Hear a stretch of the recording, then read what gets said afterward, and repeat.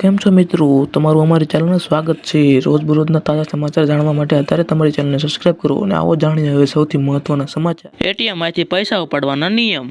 એટીએમમાંથી cache ઉપાડવાના નિયમ બદલાઈ જઈ રહ્યા છે. નવા નિયમ પ્રમાણે હવે દેશ ભારતીય પસંદગી એટીએમમાંથી રોકડા પૈસા ઉપાડી શકશે. જો તમે એટીએમમાંથી પૈસા ઉપાડો છો પરંતુ નિર્ધારિત સમયમાં મોટા ભાગે 15 થી 30 સેકન્ડમાં પૈસાને કલેક્ટ નથી કરતા તો એટીએમ મશીન તે રકમ પાછી જતી રહી છે. પછી તે સુનિશ્ચિત કરવામાં આવશે એ રકમ તમારા ખાતામાં ફરીથી જમા થઈ ગયા આ જાય છે. આ પગલું તમારે ગ્રાહકોને સુરક્ષા અને છેતરપિંડી રોકવા માટે લેવામાં આવ્યું છે અને બેંક એટીએમ મશીનને અપગ્રેડ કરવામાં પણ કહેવામાં આવ્યું છે.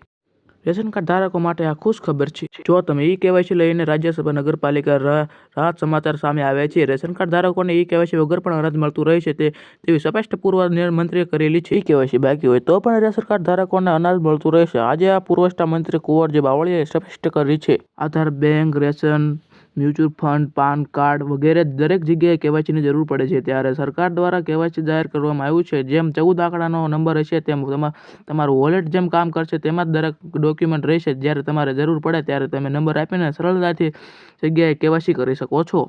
ગુજરાતના રેશન કાર્ડ ધારકોનો નિર્ણય. ગુજરાતના 72.51 લાખના રેશન કાર્ડ ધારકોને મહત્વપૂર્ણ નિર્ણય. રાજ્ય સરકારે ગરીબોમાં આપવામાં આવતું અનાજ હવે પેકેટમાં મળશે. જેમાં કેટલીક ફરિયાદો સરકાર તરફથી આપવામાં આવતા અનાજની ક્વોલિટી લઈને મળી છે. જ્યારે સરકાર ગરીબોને આપવામાં આવતા અનાજમાં કોઈ પણ પ્રકારની મિલાવટ નહીં થાય એ ગુણવત્તા અનાજ મળી રહેશે તેમાં મહત્વનું પગલું ભરવા જઈ રહી છે.